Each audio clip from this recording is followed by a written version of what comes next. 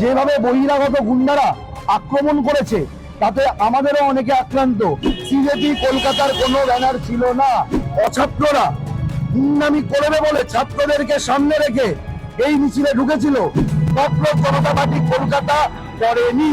আজকে ধর্মেন্দ্র প্রধানের ইস্তফা পেয়েছি। আমরা এই আন্দোলনকে আপাতত কলকাতার বুকে কিছুদিনের জন্য স্থগিত করছি। বাস ভাড়া 50% কনসেশন দেওয়া উচিত এবং এই যে প্রাইভেট স্কুলগুলোর যে অত্যাধিক ফিজ নীতি, এই পশ্চিমবঙ্গের শিক্ষা ব্যাপারে আমাদের কিছু ইনপুট দেওয়া আছে। কেন্দ্রীয় সরকারের যে এতদিন বলা ছিল আমাদের এখান থেকে কেউ পদত্যাগ করবে না, এই জেনজি মুভমেন্টে আমরা তাদেরকে নত করতে পেরে আজকে ধর্মেন্দ্র প্রধানের ইস্তফা পেয়েছি।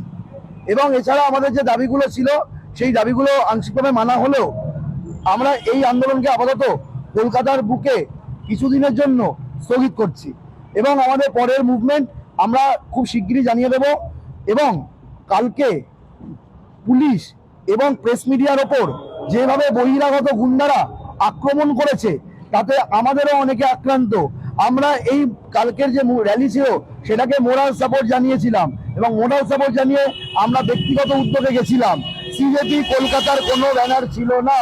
তার আগের দিন আমরা পুলিশ প্রশাসনকে মেল করে জানিয়ে দিয়েছিলাম যে আমরা এই মুভমেন্টকে, এই মিছিলকে ওনাদের পারমিশন পাইনি বলে আমরা এই মিছিল করছি না।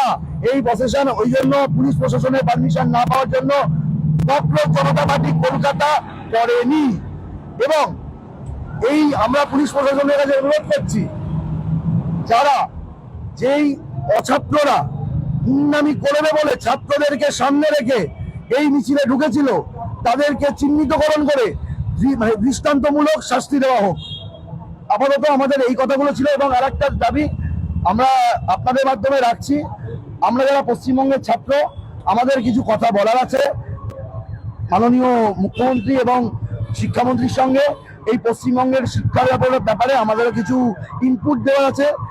যদি ওনারা মনে করেন আমাদের সঙ্গে একবার যোগাযোগ করবেন বা একবার কথা বলবেন তাতে আমাদের খুব ভালো হয়, সেটা আমরা আলোচনা করব। কিছু কিছু দাবি যেমনি আছে, যেরকম বাস ভাড়া 50% কনসেশন দেওয়া উচিত ছাত্রছাত্রীদের এবং আরো যে যে দাবিগুলো আছে। এই যে স্কুলগুলো আগের সরকার তো কফিনের শেষ পেরেকটা পুঁতে দিয়ে গেছিল শিক্ষা ব্যবস্থার ওপর, যাতে এই ব্যবস্থাটা যত তাড়াতাড়ি রিজলভ করা যায় সেটা ওনারা দেখুক এবং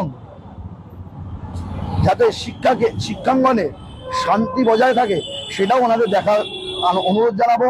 এবং এই যে প্রাইভেট স্কুলগুলোর যে অত্যাধিক ফিজ নীতি সেটা যাতে তাড়াতাড়ি সেটা নিয়ে ওনারা যাতে ভাবনা চিন্তা করেন সেটা আমরা আগে থেকে বলছি। আমাদের এটা দাবি, এই দাবিগুলো একটুখানি ওনাদের বিবেচনা করা উচিত বলে মনে হয়। বাংলা হান্টের আরো খবর দেখতে নজর রাখুন। বাংলা খবর মানেই বাংলা হান্ট।